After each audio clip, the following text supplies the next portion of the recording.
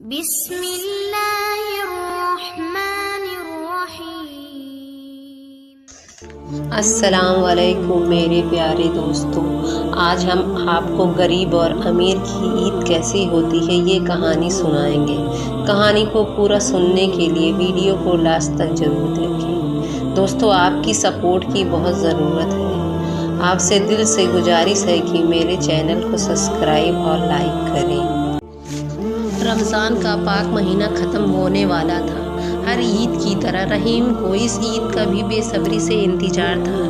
रहीम की माली हालत बहुत अच्छी नहीं थी। अपने ही घर के बाहर छोटी सी दुकान थी उसकी, सिलाई की।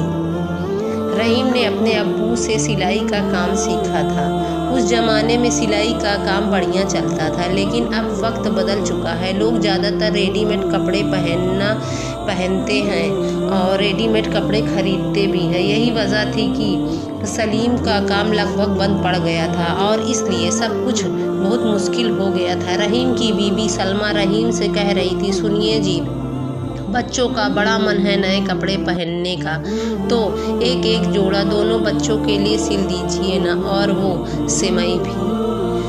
रहीम कहता है, हाँ मैं कुछ करता हूँ। इतना कहकर रहीम घर से बाहर आ गया। रहीम बहुत बेबस था, सलमा से नज़रें मिला नहीं पा रहा था। यहाँ तक कि रहीम के पास कपड़े खरीदने तक के पैसे नहीं थे। सलमा रहीम के हालत समझती थी, पर बच्चों के फरमाइशी चेहरे उसे बोलने पर मजबूर कर देते थे। बच्चे सलमा से बोलते, अम्मी आपने अब्बू से बात की? सलमा बोलती, हाँ हाँ बोल दिया है मैंने, लेकिन बच्चों को यकीन न होता।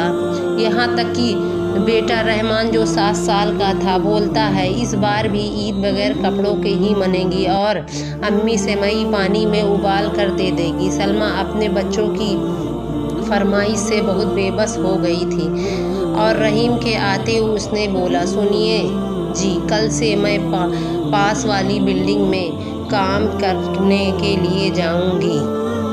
रहीम ने कहा, सलमा मेरे ऊपर भरोसा रखो, तुम वैसे भी सारा दिन काम करती हो, ये सही नहीं है। सलमा बोलती है, सही तो ये भी नहीं है जो हो रहा है।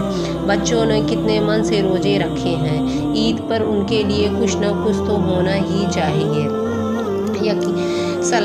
सलमा कहती है, ऐसा नहीं है कि मुझे आप पर भरोसा नहीं है, लेकिन जब तक आपका काम नहीं चलता मैं आपकी मदद करना चाहती हूँ। रहीम चाह कर भी सलमा को मना नहीं कर पाया और अगले ही दिन सलमा काम की तलाश में निकल गई।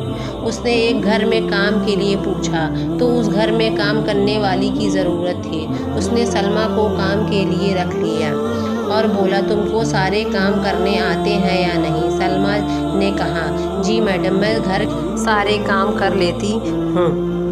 सलमा की मालकिन हिना अपनी बेटी साहिना के साथ रहती थी। हिना का घर बहुत बड़ा था। हिना के शौहर का इंतकाल हो गया था और वो खुद ही अपने शौहर का गारमेंट संभालती थी। अकेले रहने की वजह से हिना का बर्ताव बदल गया था। वो गुस्से में रहती थी।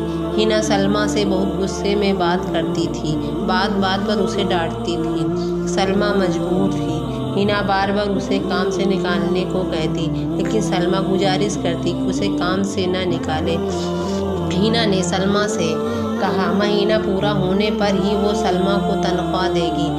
अगले ही दिन ईद था, लेकिन हिना ने सलमा को तनख्वाह नहीं दिया। सलमा से बच्चे बार बार बाज़ार चलने के लिए कहते, लेकिन सलमा बहुत लाचार थी। किसी तरह वो बच्चे को बहाना बनाकर समझाती। हिना के घर ईद की पार्टी की तैयारी ज़ोर शोर से चल रही थी। सलमा भी तैयारियों में लगी थी। तभी अचानक हिना अपनी बेटी साहिना को ढूंढ रही थी। साहिना मिल नहीं रही थी। हिना ने सलमा से पूछा, क्या तुमने कहीं साहिना को देखा? सलमा ने कहा, मैडम जी नहीं, मैंने नहीं देखा।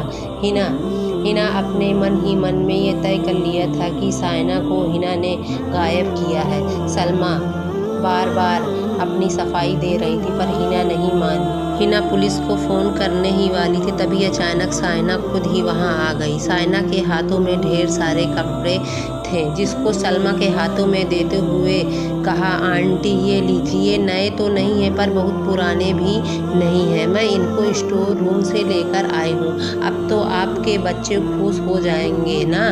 तभी हिना बोलती है, साहिना ये क्या है, तुमने ये सब किसके कहने पर किया है। सलमा ने कहा, नहीं मैंने साहिना को ये सब नहीं बोला है। हिना की बेटी शाइना बोलती है, अम्मी आंटी ने ये सब बिल्कुल नहीं करने को कहा। अम्मी आप ही तो कहती हैं हमें जितना हो सके ज़रूरतमंदों की मदद करनी चाहिए, दूसरों की ईद मुबारक करनी चाहिए, तभी हमारी भी ईद मुबारक होगी। अम्मी आंटी के बच्चों के पास कपड़े नहीं हैं और मेरे पास इतने सारे हैं। अम्मी अगर मैं इनको दे दूं तो इसमें गलत क्या है। हिना के पास अब कहने को कुछ नहीं था, उसकी खुद की बेटी ने उसे सब याद दिला दिया था जिसे वो अपनी परेशानियों में भूल गई थी।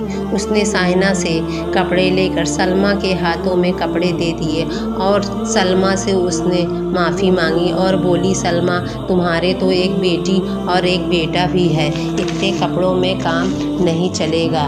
तो हिना अपनी बेटी शाइना से कहती है, तो चले शाइना शॉपिंग करने के लिए। साहिना मुस्कुराकर अपने अम्मी हिना का हाथ पकड़ लेती है। इसके बाद हिना ने न केवल सलमा के बच्चों को नए कपड़े पहनाए बल्कि रहीम को भी अपने गारमेंट में काम पर रख लिया। रहीम हिना के गारमेंट के कपड़े सिलने लगा। इस तरह अल्हम्दुलिल्लाह दोनों की ईद मुबारक हुई।